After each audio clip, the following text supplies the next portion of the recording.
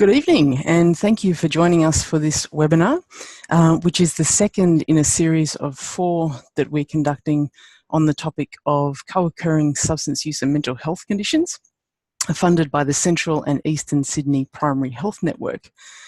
My name is Catherine Mills, and I'm an Associate Professor and Director of Treatment Research for the Centre of Research Excellence in Mental Health and Substance Use at the University of New South Wales. And I have the pleasure of facilitating this presentation, which will be given by Dr. Christina Morell. I'd like to begin, though, by acknowledging the traditional owners of the land on which we meet, the Bidjigal and Gadigal people, and to pay my respects to elders both past and present, and extend that respect to any Aboriginal and Torres Strait Islander peoples that we might have with us today. As I mentioned, we have an exciting series of 4 webinars.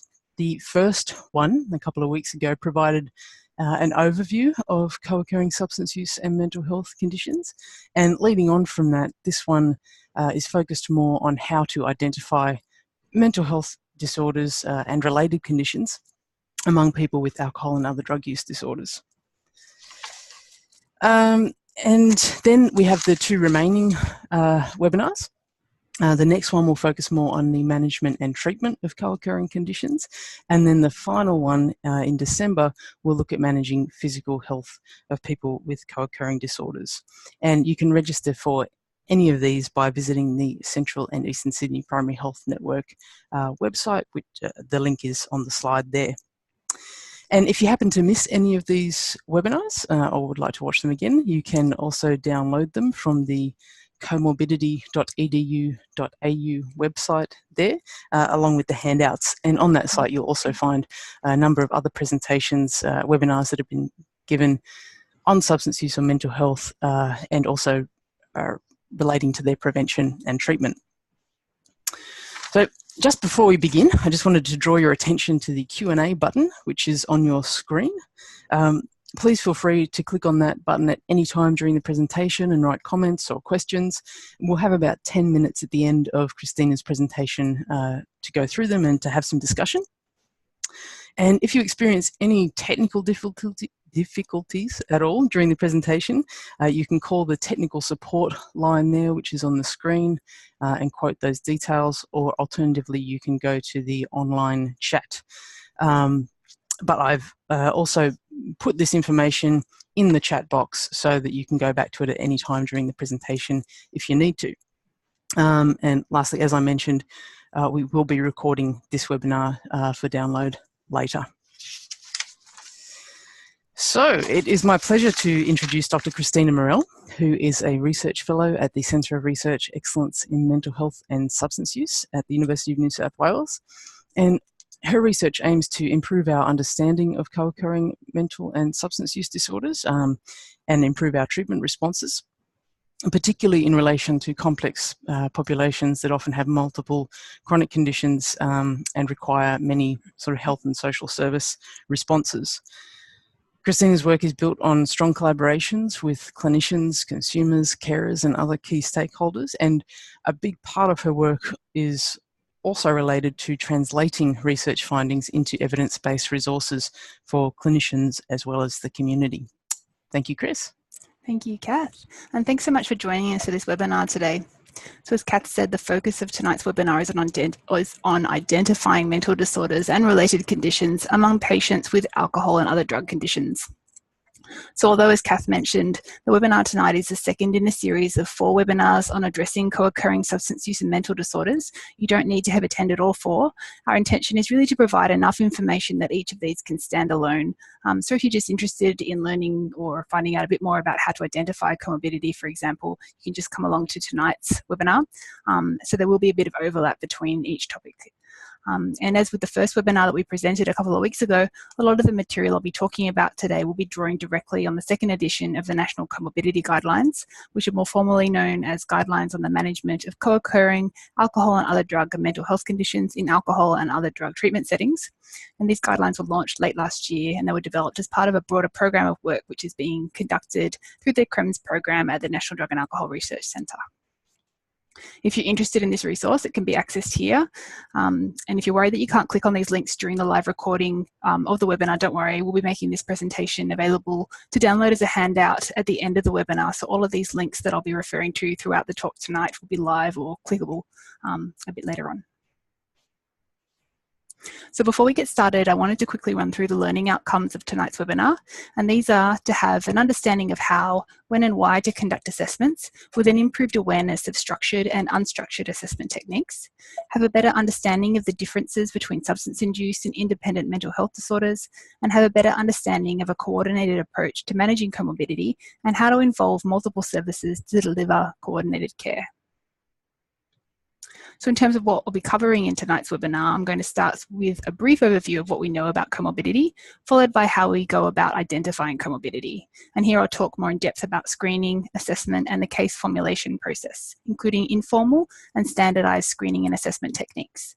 I'll then talk a bit about the importance of engaging with other service types and providers to meet various patient or client's needs as identified. So I'd also like to start tonight's webinar by introducing you all to James.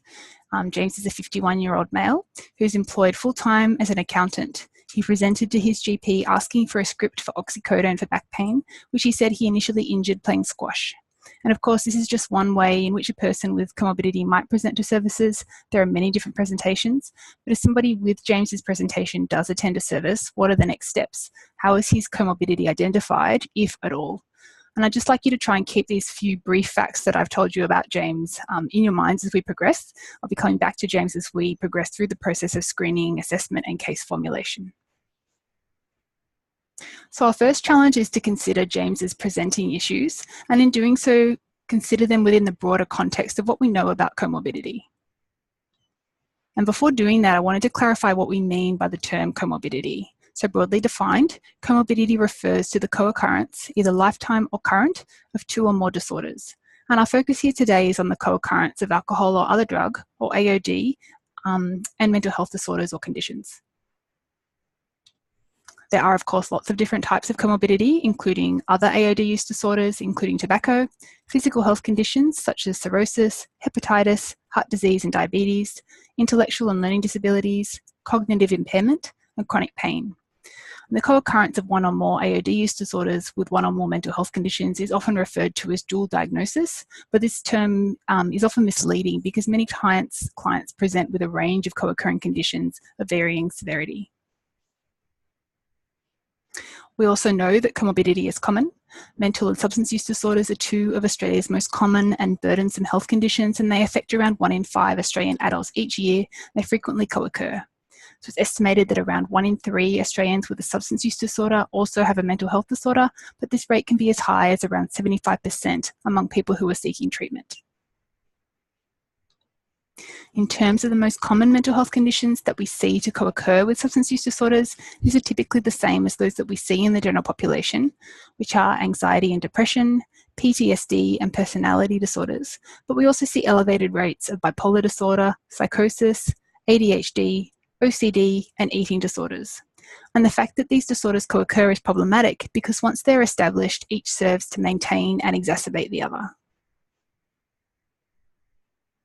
There are also many people who experience symptoms of the disorders but don't necessarily meet the criteria for a diagnosis of a disorder. And this means that a lot of people can have their lives significantly disrupted by symptoms of their mental health disorders, but without meeting the diagnostic criteria for a mental health disorder, they tend to fly under the radar of a lot of services. So rather than thinking about mental health as merely the presence or the absence of a disorder, it can be quite useful to think of mental health conditions existing on a continuum from mild symptoms such as mild depression on one end to severe disorders like schizophrenia or psychotic suicidal depression on the other end. And with the development of new versions of classification systems like the DSM-5 and the ICD-11, there's been more of a move towards dimensional rather than categorical views of disorders. The prevalence of mental health disorders can also vary between substances, but there's been little research conducted which compares the rates of mental health disorders across different types of AOD use disorders. So there's not a lot of information available that can help guide health practitioners in this sense. So substance use among those with mental health disorders tends to mirror the general population trends in terms of availability and fashion. So I'm going to launch a poll here and ask you what you think the 3 most commonly used substances are in the general population.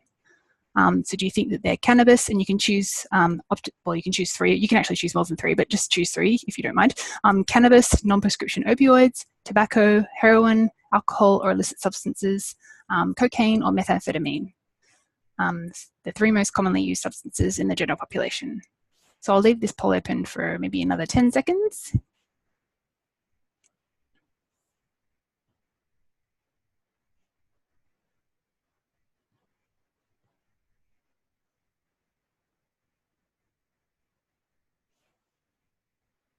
Just a few more votes coming in.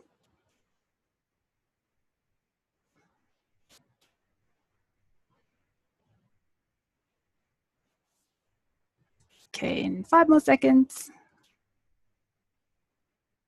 Cool. Okay, that's actually really interesting. Okay, so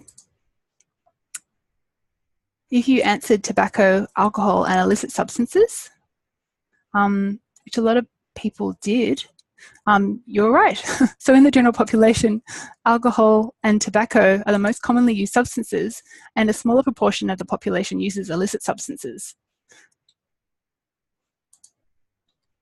And of the illicit substances, the most commonly used are cannabis, and this is followed by smaller proportions who use methamphetamines, ecstasy, cocaine, hallucinogens, inhalants, heroin, synthetic cannabinoids, ketamine, new and emerging psychoactive substances, and GHB. And then again, smaller proportions use non-prescription pharmaceuticals, including analgesics, tranquilizers, steroids, methadone or buprenorphine, and other opiates. But when do we need to become concerned about a person's use? Like, should we be responding to any use, or is it only when a person is dependent on substances that we need to be thinking about intervention? So not everybody who uses will become dependent. And the evidence indicates that the most addictive substance is tobacco, with up to an estimated 2/3 of people going on to develop dependence after first using it. And then this is followed by cocaine, heroin, alcohol, and cannabis, with up to 1/5 of users developing dependence. But it's really important to note that while many people drink or use at high levels without meeting criteria for a disorder, they may nonetheless be at risk of harm. In general, few people who experience these conditions access treatment, in part because they have difficulty accessing services, and in part because of the stigma that they're often faced with when they do. So an estimated 1 in 10 people with a substance use disorder alone seek treatment, but when you have substance use, mood, and anxiety, this rate increases to around 70 to 80%, which indicates that mental health, or the complexities that accompany comorbidity, might be a driver into treatment. But even among those who do manage to access treatment, there's often an incredibly lengthy delay between the time they start to develop symptoms and when they eventually make treatment contact. So the evidence tells us that the median delay among people with alcohol use disorders who eventually make treatment contact in Australia is 18 years. And a large part of the problem in people being able to access treatment is that our clinical services, and particularly those for comorbidity, have traditionally adopted a siloed approach in which mental and substance use disorders are treated separately. And as a consequence, people can be bounced between mental health and AOD services with little continuity or continuation of care, and a lot of people end up falling between the cracks in the healthcare system. People with comorbidity often have difficulty navigating their way through available services. These can be incredibly difficult to access, even when you're well, with multiple entry points and options of treatment pathways, agencies, and healthcare providers. And often by the time somebody with these disorders is ready to access treatment, they've been experiencing symptoms for many years, and can be really challenging to be bounced and referred between services like a roundabout, or to be faced with a closed door. So comorbidity is a problem because not only do people with comorbidity experience symptoms of their mental health and substance use disorders, but they also have complex presentations, and this can complicate their treatment and recovery.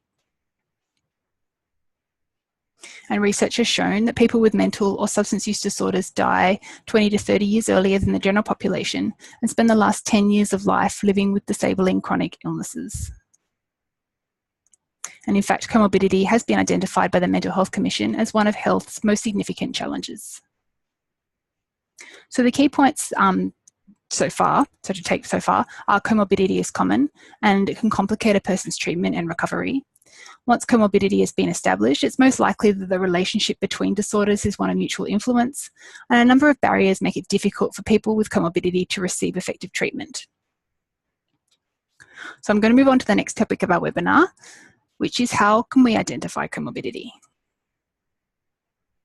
So in general, the identification can be tricky because despite high rates of mental health conditions, the detection and treatment of these coexisting problems is usually quite low. And that's why it's quite important to screen clients systematically as part of routine clinical care, as part of the case formulation process. Awareness of co-occurring problems will assist with the management of more complex presentations and treatment planning.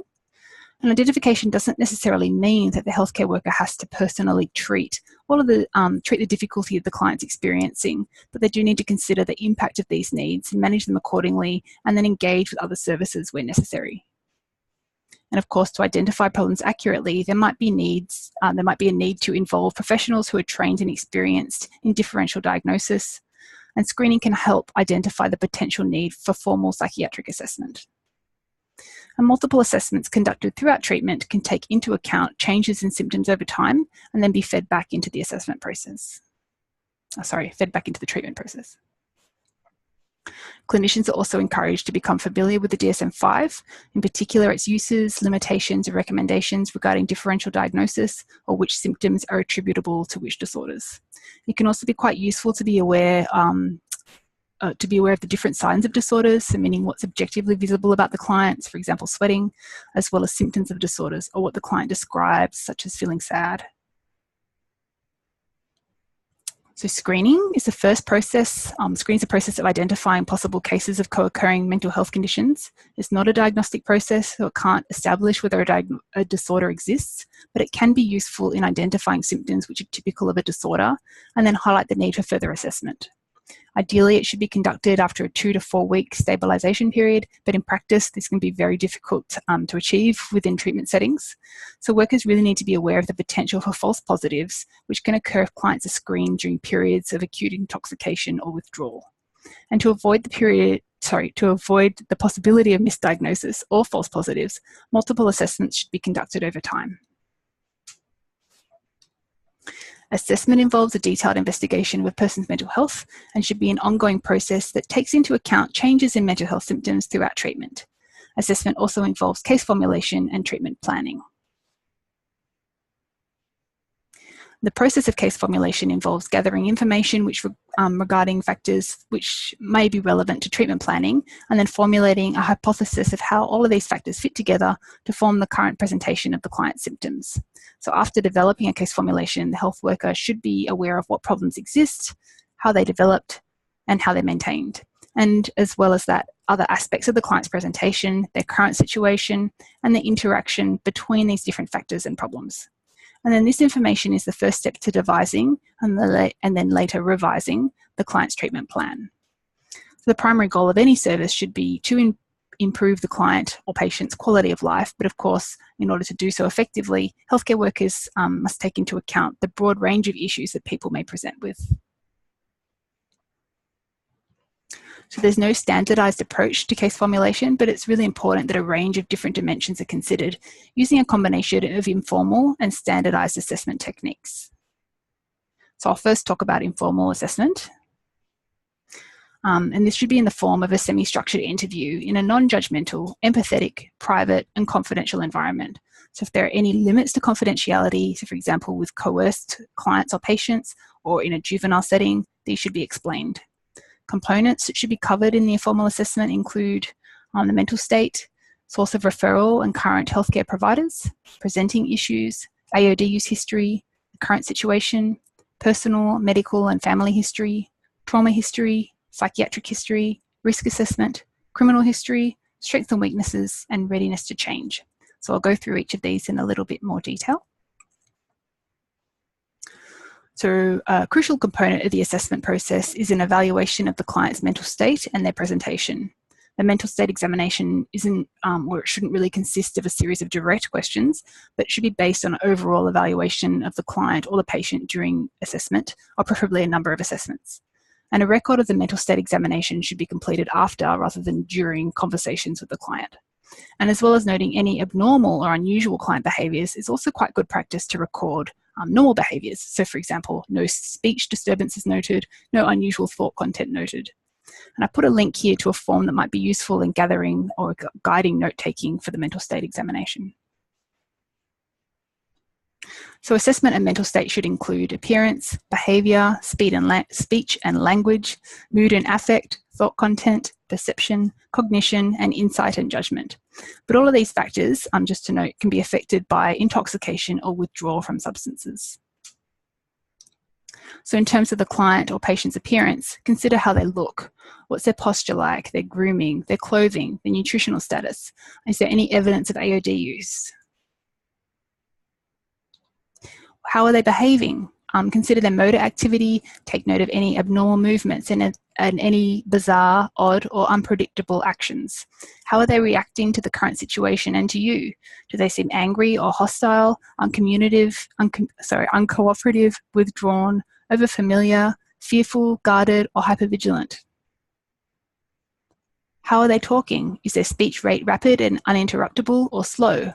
Take note of their tone and volume, their speech quality, and anything else unusual about the client's speech. How are they expressing themselves? Does their communication seem to reflect incoherent or illogical thinking with disorganized or senseless speech? Are ideas connected, or is there any evidence of derailment or tangentiality? Does the client seem to have an absence or excess of thought and rate of production? And is there evidence of any thought blocking? How do they describe their mood? And what do you notice about their emotional state or affect? Do they seem depressed, flat, restricted, tearful, or down? Are they anxious, agitated, distressed, or fearful? Do they seem to be irritable or hostile? Are they labile or rapidly changing in mood? Does their emotional state seem inconsistent with the content and context? So for instance, are they laughing when they're talking about their mother's death? Are they high or elevated, excessively happy or animated? What are they thinking about? Are they having delusional thoughts? Are they preoccupied with paranoid, depressive, anxious, or obsessive thoughts? Are they thinking of harming themselves or others? Is the client experiencing any misinterpretations of sensory stimuli? So do they report auditory, visual, olfactory, or somatic hallucinations? And if so, are they likely to act on them? Do you observe the client responding to unheard sounds, voices, or unseen people or objects? Are there any other perceptual disturbances such as derealization, depersonalization, or heightened or dulled perception? Take note of the client's level of consciousness. Are they alert to time, place, and person? Are they attentive during the interview? Are they drowsy, stuporous, or distracted? Does their attention seem to fluctuate, or do they seem confused? Is their concentration impaired? So for example, can they count backwards from 100, or can they say the months of the year backwards? Does the client know who he or she is, who you are, where they are, why they're seeing you, what day it is, the date, month, and year? Can they remember why they're with you, what they had for breakfast, and what they did around this time last year? Can they recall recent events or do simple calculations? Do they have any insight into their current situation? And how aware are they of what others might consider to be their current difficulty? Are they aware of any symptoms that might seem weird, bizarre, or strange? And are they able to make judgments about their situation? So James's mental state examination appeared to be quite unremarkable. He was well groomed and presented with no evidence of AOD use. His behaviour was normal. He appeared cooperative with normal speech patterns and clear, logical language. His mood appeared quite normal. He didn't report any perceptual disturbances and seemed alert to time and place. Now I'm going to move on to other factors that we would need to consider as part of the case formulation process. So clients can have various sources of referral into treatment, such as through their GPs, their families or friends, corrective services. In general, the most common source of referral is self-referral. In addition to identifying the source of referral, it's also important to identify all healthcare providers who are currently involved in the person's care. So for example, counsellors, psychiatrists, prescribers, GPs, probation or community offender service officers, caseworkers and social workers. And consistent with a coordinated approach to client care and with the client's permission, liaise with these providers regarding treatment to ensure continuity of care. And I'll talk a bit more about that towards the end of the talk. Ascertain what the client perceives to be their biggest issue and the reasons why they're in treatment. This is usually broader than the AOD or mental health in isolation. So for example, psychological, social, health, legal, accommodation, financial issues. And it's also important to gain an understanding of the range of substances which are currently being used, the quantity, frequency, duration and circumstances of use, previous AOD-related problems, risk behaviours relating to use, and the previous treatment or attempts to change and why these were unsuccessful or successful. Clinicians should also try and gain an understanding of the development of the client's AOD use over time, including any periods of abstinence and how these were supported. Also ask about the use of any non-traditional or new psychoactive substances, which are substances produced to mimic the effects of illegal drugs, and these can be referred to by a range of different names, including legal highs, herbal highs, research chemicals, analogues, and synthetics, and more information about these can be found through the Drug Trends Monitoring Program. Some healthcare workers can be reluctant to address their client or patients about the AOD use for several reasons, and some of these include concern that asking about AOD use will disrupt and potentially damage rapport, the belief that clients or patients won't disclose their use anyway, so there's no real point asking about it, a lack of knowledge and or confidence in how to respond if AOD use is reported, assumptions that certain clients or patients are not using AOD, and a lack of recognition of the signs and symptoms of AOD use. But if clients ask directly about their AOD use in a non-judgmental way, with open-ended questions within a therapeutic relationship, they're more likely to talk about their use. So health workers can access information to help them respond to a client who reports problems with substance use, for example, Health Pathways if you're in the CESPIN region, and the Australian Drug Information Network or ADN for information on services. And some examples of ways to ask about AOD use include asking open-ended, non-judgmental questions such as, can you tell me about your alcohol or drug use in the last month? It can also be useful to ask the client to describe a normal day in order to try to help them evaluate the ways in which the AOD use affects their health, relationships, legality and livelihood, like their finances and work. And more detail about the typical day can be found in the hyperlink, which I've put on the bottom of the screen there. Some examples of ways not to ask about AOD use include making judgmental statements such as, don't you know the harm you're doing to yourself? Or making assumptions about the person in front of you, such as, you don't use substances, do you? In both of these examples, if the client or patient does use AOD or is considering whether or not to disclose any AOD use, an approach like this is likely to make them shut down or not reveal any details about their AOD use.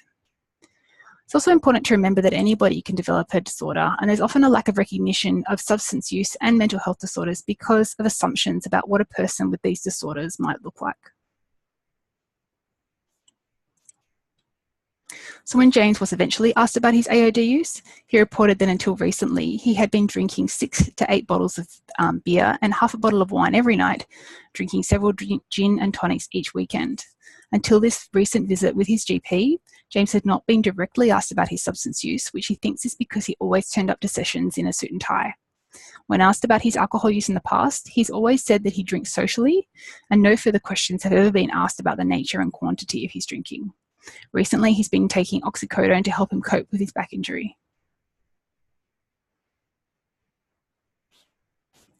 It can also be helpful to ask the client about their current accommodation, their living arrangements, their children, family and friends, social and other support networks, their significant relationships, physical health, study, work commitments, legal and financial issues. Exploring and discussing the client's background can help both the client and health worker understand the beginnings of the AOD use and mental health symptoms, as well as the impact on the client's life. So ask about the family context, including any family history of AOD use and mental health disorders, child and adolescent experiences, school experiences such as academic performance, social experiences or bullying, traumatic experiences, work history, leisure pursuits and personal interests, financial and housing information, sexual or marital adjustment, legal issues and illegal behaviour, medical history including current and past medications, psychiatric medications, and current and past pharmacological or psychological treatment. It's also important to identify whether the client has experienced any traumatic events in their life. So traumatic events don't refer to any events the person's found upsetting, but they're events where the individual perceived their own or someone else's life or physical integrity to be at risk. So the trauma may be a one-off event, or it may have occurred over a period of time. And I'll go into a bit more detail about trauma given its importance, and it's an area that clinicians often have difficulty with. So a history of trauma exposure may be integrally linked with the person's current AOD use.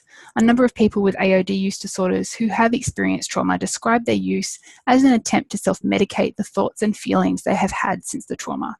The presence of a trauma history also indicates that further investigation is needed to determine whether the person may have symptoms of PTSD. While identification of past trauma is important, questioning needs to be sensitive and shouldn't be pursued if the client doesn't wish to discuss it. So in some circumstances, it might be better to raise the issue of trauma several weeks after the initial assessment interview once the client feels safer and has developed a therapeutic relationship with the health worker. Before conducting trauma assessments, workers should seek training and supervision in dealing with trauma responses. Also, some health workers may be reluctant to discuss trauma with clients because of events that have happened in their own lives. This is completely normal, and workers really need to feel that they can seek assistance from their colleagues and not feel like they're being forced to conduct trauma assessments if they're not comfortable doing so. So before questioning the client, healthcare workers should seek the client's permission to ask about exposure to traumatic events and advise the client that they don't have to talk about these experiences or provide any detail if they don't want to, and clearly communicate the reasons for asking about past trauma. So it might not be obvious to the client that their current situation may be related to their past.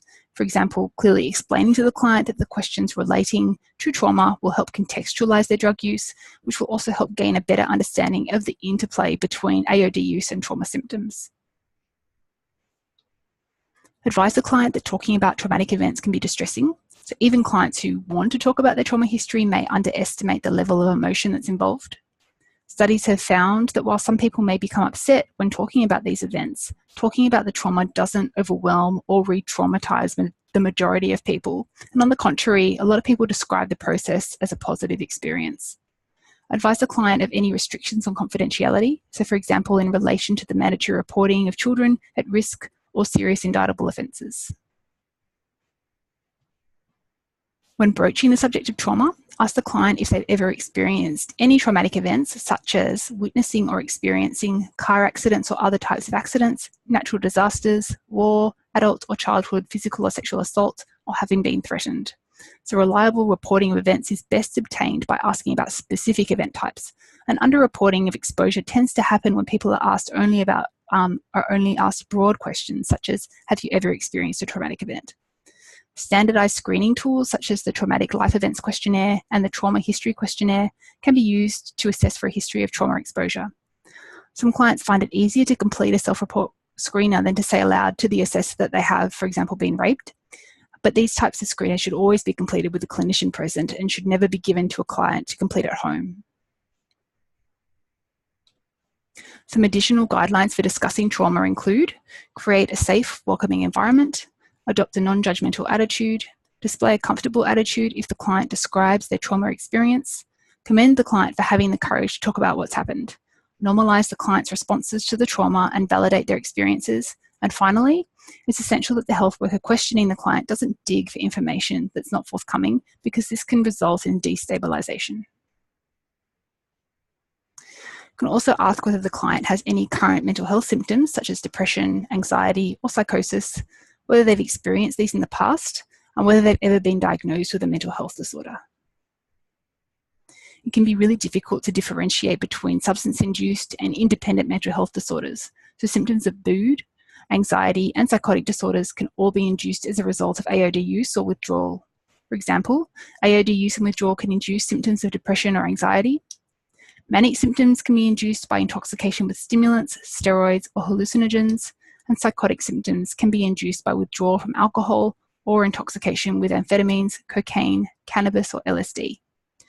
Other disorders that can result from AOD use include substance-induced delirium, amnestic disorder, dementia, sexual dysfunction, and sleep disorder. So asking about the client's psychiatric history can help identify whether a mental disorder is independent or substance-induced.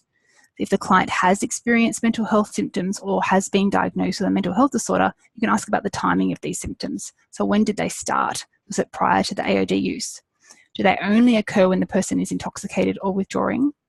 Have symptoms continued or mental health symptoms continued even after a period of abstinence of about a month? Do the symptoms change when the client stops using substances? Do they get better, or do they get worse, or do they stay the same? Is there a family history of that particular mental health condition? If symptoms occur only in the context of intoxication or withdrawal, it's likely that they're substance-induced and they'll resolve with a period of abstinence without the need for any direct intervention.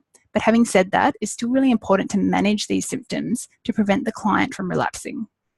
But if mental health symptoms started before the onset of substance use, if they persist even during periods of abstinence, or if there's a family history of that particular mental health condition, they might have an independent mental health disorder. It can also be really difficult to distinguish substance-induced psychosis from other psychotic disorders, and if a person is experiencing symptoms of psychosis, it may not be possible to elicit information that will help assess the onset of symptoms, the family history, the AOD use, and so on. But substance-induced symptoms can help differentiate between substance-induced psychosis and independent psychotic disorders. So substance-induced symptoms tend to appear more quickly, they usually last a shorter amount of time, until the effects of the drug wear off, although for some people they can last longer. And visual hallucinations are more common in substance withdrawal and intoxication than in primary psychotic disorders. Stimulant psychosis is more commonly associated with tactile hallucinations or ice bugs. And people experiencing stimulant psychosis may be more agitated, energetic, and physically strong, and also more challenging to control in a safe environment. And they also may be more difficult to calm with sedating or psychiatric medication than independent psychosis. It's really important to assess the risk a client poses to themselves or others in the informal assessment interview and to monitor this throughout treatment. So there are several areas of risk that should be assessed and monitored throughout treatment, including suicidal thoughts, self-harm, domestic violence, both the perpetration and victimization, homicidal thoughts and attempts, and child welfare, as well as the evaluation of safety regarding sexual practices, injecting practices, and other high-risk behaviours. So in any situation where the risk of harm to self or others is perceived to be significant, other services may need to be enlisted, such as police, ambulance, or crisis teams. AOD clients are at high risk of suicide, and the presence of comorbidity further increases this risk. So it's really important to conduct suicide risk assessments in the initial consultation phases and then monitor this risk throughout treatment. To ascertain risk by directly asking about suicidal thoughts, the frequency, intensity, plans and intent, the history of suicidal behaviour and self-harm, current stresses, hopelessness and protective factors, so for example, family, friends and other services. And more information about suicide risk assessments can be found on the hyperlink that I've put on screen there. So discussing suicide with clients is vital, and it does not increase the risk of suicidal behaviour, but instead, sensitive questioning by a worker can be a relief for clients who've been harbouring thoughts of self-harm, and can also be an opportunity to receive the help and support that's needed.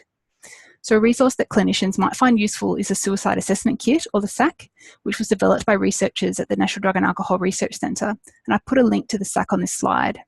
It has resources for clinicians and for services, and this link also has some useful videos on how to use the suicide risk screener, as well as more information about the resources.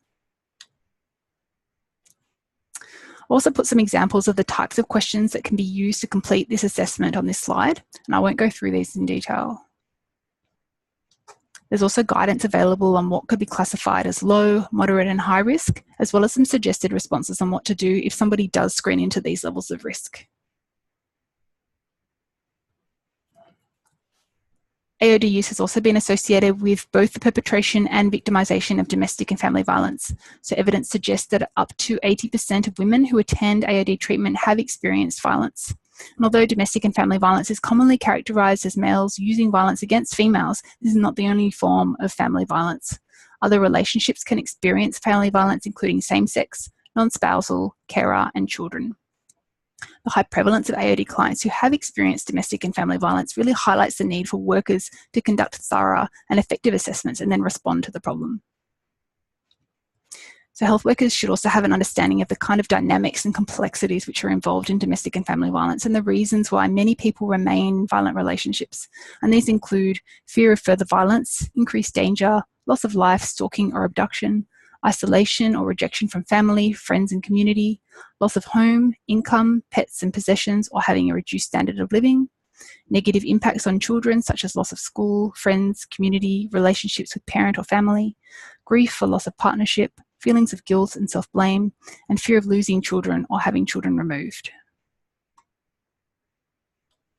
So to be aware of current stresses, inquire about past and present criminal behaviour, arrest history, any impending court cases or outstanding warrants, as this information can impact on the client's treatment plan. A client's strengths and weaknesses can usually be figured out from other information that's collected throughout the assessment process. So some examples of strengths might be good social support, high self-esteem and insight, and some weaknesses might be unemployment, risk-taking behaviour, or negative self-image. It can also be helpful to assess how motivated the client is to change their current AOD behaviours, and this involves an exploration of the client's perception of the positive and negative aspects of continued AOD use. So assessing readiness to change is also relevant in assessing motivation to receive treatment for comorbidity. So just because a person has presented for treatment for their AOD use and might be willing to consider reducing their use doesn't necessarily mean that they have the same readiness to receive mental health treatment, or means automatically that they're ready to deal with the trauma-related symptoms that they might have experienced due to abuse they experienced as a child, for example.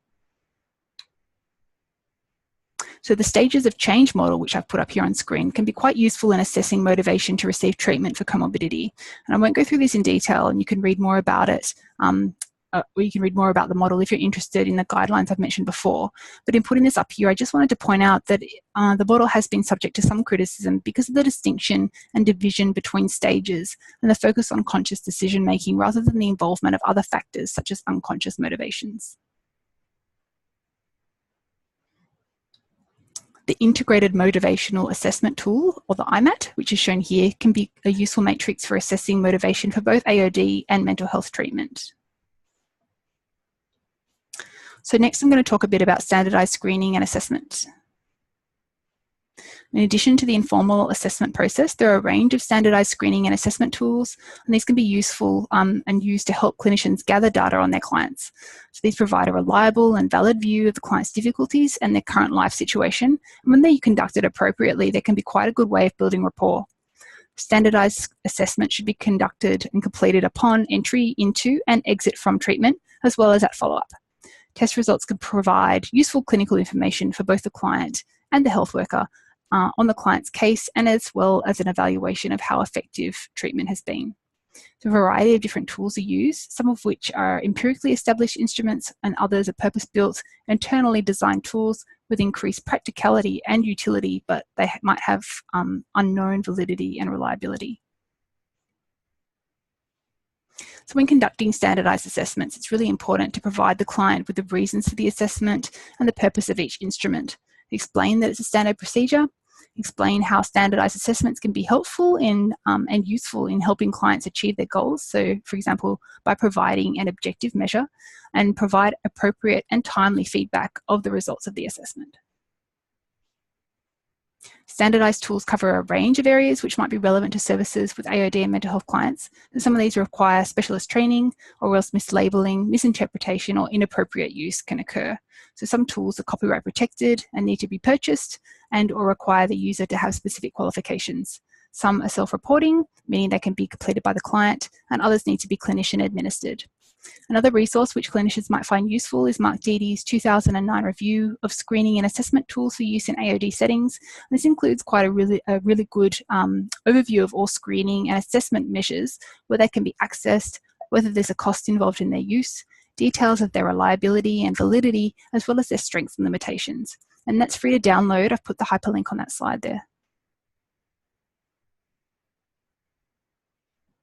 In some AOD use instruments that might be useful include the CAGE questionnaire, which assesses problem drinking, the Michigan Alcohol Screening Test, or the MAST, which assesses lifetime problems with alcohol use, the Drug Abuse Screening Test, the Alcohol Use Disorders Identification Test, or the AUDIT, and the Drug Use Disorders Identification Test, or the DUDIT. The Kansas is a widely used measure, and this assesses need across 22 domains, including accommodation, food, self-care, capacity to look after the home, daytime activities, physical health, psychotic symptoms, mental health and treatment, psychological distress, risk to self and others, AOD use, social relationships, childcare, education, transport, budgeting, and benefits. The short form measure, which is known as the Kansas P, is for clients to self-complete. It's rated on a 3-point scale: no need, met need, or unmet need, and no staff training is required to use it or score it. The Kessler Psychological Distress Scale, or the K10, is the widely used simple self-report measure of psychological distress, and it can be used to identify those who are in need of further assessment for anxiety and depression. The Australian Psychiatric screening tool has been shown to be a valid and useful resource for clinicians.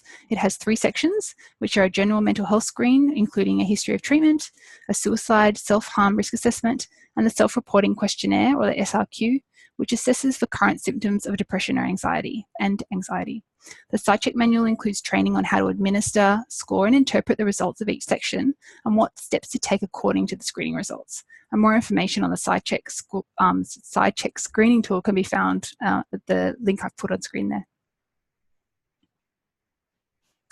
The Depression Anxiety Stress Scale, or the DASS, comes in 2 forms: the DASS-21 or the DASS-42, and this measures depression, anxiety, and stress separately, and also taps into a more general dimension of psychological distress.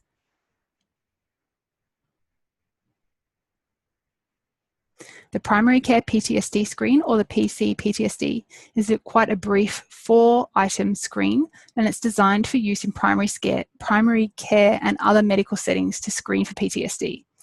It includes an introductory sentence that cues respondents to traumatic events, but it doesn't include a list of potentially traumatic events. So as I mentioned before, when we were talking about trauma, underreporting can happen when people only ask broad questions and are not asked about specific event types, which is something to keep in mind if you're thinking about selecting a PTSD screener.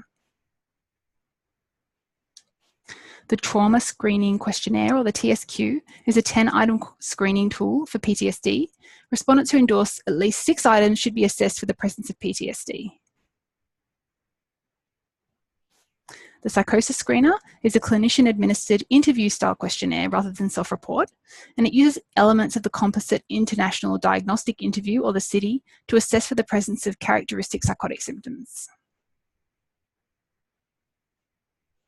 The Indigenous Risk Impact Screen, or the IRIS, and this was developed by an expert group of Indigenous and non-Indigenous researchers in Queensland to assist with the early identification of AOD and mental health conditions and mental health risks. It's been shown to be reliable, simple, and effective, and it consists of 13 items which are asked by the clinician, made up of 2 sets of questions. There's an AOD risk component and a mental health and emotional wellbeing risk component.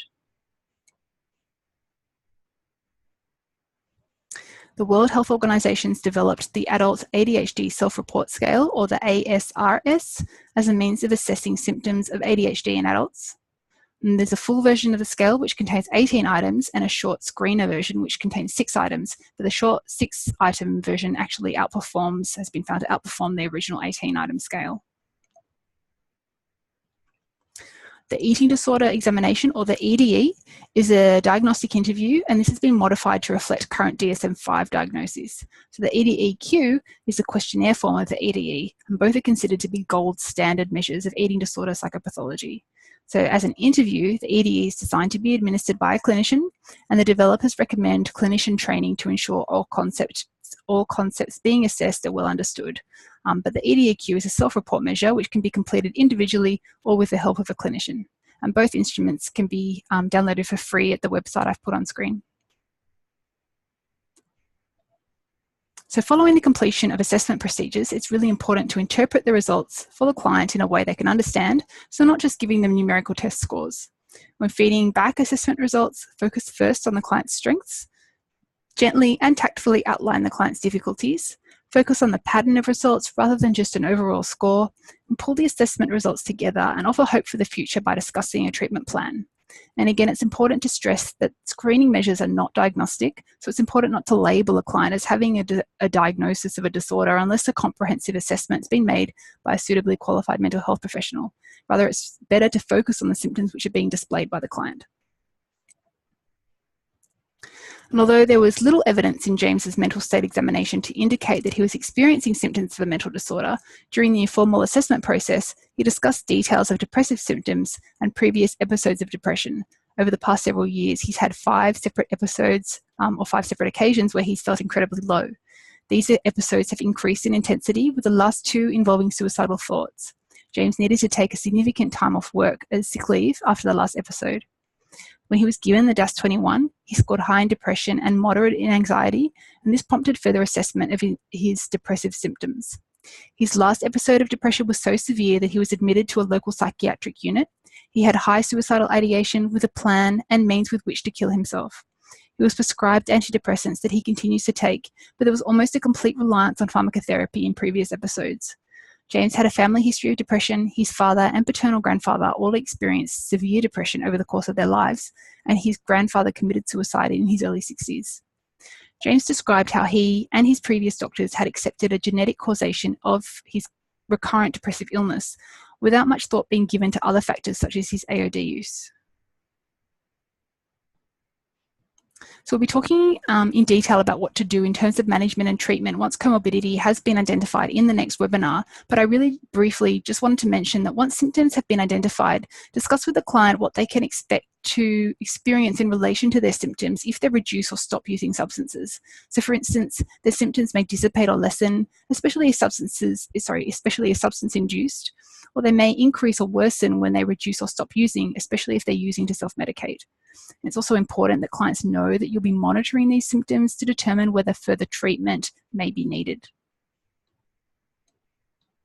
So the key points of identifying comorbidity are, given the high rates of co-occurring mental health conditions among clients of AOD treatment services, it's essential that routine screening and assessment be undertaken for these conditions as part of case formulation. Consider a range of factors in the process of case formulation, so not only AOD and mental health issues, but other factors. And full assessment should ideally take place after a period of abstinence, or at least when the client isn't withdrawing or intoxicated. Conduct multiple assessments throughout treatment as symptoms may change over time, and provide assessment feedback to the client in a positive, easily understood way. For the final chapter in tonight's webinar, I'm going to really quickly talk about coordinated care. So throughout the assessment process, there are various issues that are identified that need to be addressed during the course of treatment. So for example, education and training, family situations, housing, legal issues, employment and physical health. So we really highlight the importance of services and workers developing links with a range of local services and engaging them in clients' treatment where it's appropriate. So we practice coordinated care should involve the coordinated delivery of individual services across multiple sectors, which is perceived as a seamless service system by clients, which results in overall improved client outcomes. So I'm going to quickly launch another poll here, and oops, sorry about that, just a second, where's my second poll? Having some polling problems.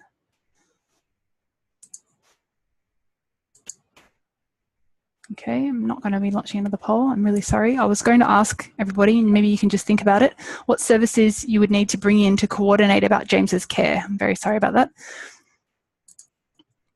I was going to ask whether you would bring in a psychologist, a psychiatrist, social welfare services, translation or culture-specific agency, housing, criminal justice, employment services, medical services, mental health, or a general practitioner.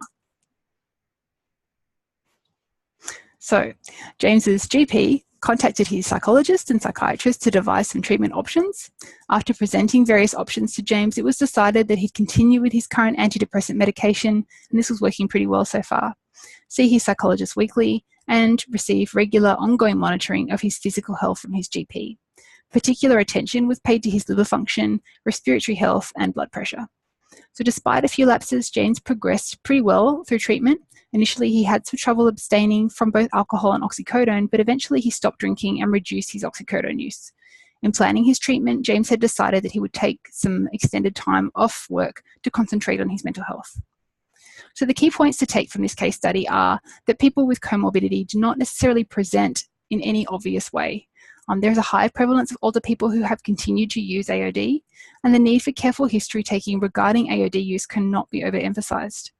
In some cases, mental health conditions may quickly respond to appropriate treatments, but comorbidity presents a number of challenges, in particular the need to maintain treatment gains over the long term, so over years rather than days, weeks or months. So to give a summary of all the information, and I know I've presented a lot of stuff, very dense, AOD and mental health disorders are common. So it's really important that clients are routinely screened and assessed for comorbidity as part of routine clinical care. Clients with comorbidity often have a variety of other medical, family and social problems, so housing, employment, welfare and legal problems, and it's therefore really important to consider a range of aspects in the process of case formulation. So not only the AOD and mental health issues, but also their social cultural factors, motivation, living situation, and medical and personal history. And in addition to mental health services, health workers may need to engage with a range of other services to meet clients' needs, so including housing, employment, education, training, community justice, and other support services. And just to emphasise that it's so important, given the range of presenting issues, to treat the person and not just the illness, or not the illness. So I just wanted to thank you all so much for having joined us for this webinar. And if you're interested in viewing this or other webinar recordings, these can be viewed via the CREMS website. And to complete the CPD assessment attached to this webinar, you can click on the link on this slide and remember to submit your responses. You can also join us in the next webinars. So on the 21st of November, we'll be discussing the management and treatment of comorbidity. And on the 5th of December, the final webinar in this series will focus on the management of physical health of people with comorbidity. And more webinar topics will be covered throughout the CREMS webinar series. And if you're interested in any of these, you can subscribe to our mailing list. You can also contact me on that email address if you have anything that I've not covered or anything you would like to feedback. Thank you. Thanks, Chris. I'm not sure. Can you see me on the video at all? Yes, I can. Okay, I can't see myself, but that's all right. Great, thank you so much. We do have a few questions that we'll try and get through quickly in the few minutes that we've got left. But also, if people do have questions, please feel free to keep posting them. And any that you have afterwards, as Chris said, please do feel free to get in touch. Firstly, I was just wondering, you mentioned how important it was for clinicians to be familiar with the symptoms of the different disorders and able to do the identification process. Where could people go to sort of get more familiar with the symptoms of disorders? That's a good question. So they can go to the comorbidity guidelines that I mentioned. Mm-hmm. I had the link for where you could access the PDF at the beginning. I think it was on the first or second slide, the beginning of the talk. And it has quite a good overview of some of the conditions that commonly co-occur with substance use. But if anyone would like, if you're feeling quite ambitious and you'd like further information across a broader range of disorders, you can look at the DSM-5 or the Diagnostic and Statistical Manual of Mental Disorders, currently in its 5th revision, and you can access that, or that's published by the American Psychiatric Association, and you can access that online, I think. Yeah, and I think there's some nice summaries as well online, even if you can't access the DSM itself. But there's some good case studies too if you manage to get into the DSM-5. Much better than what I've talked through. Much more detail.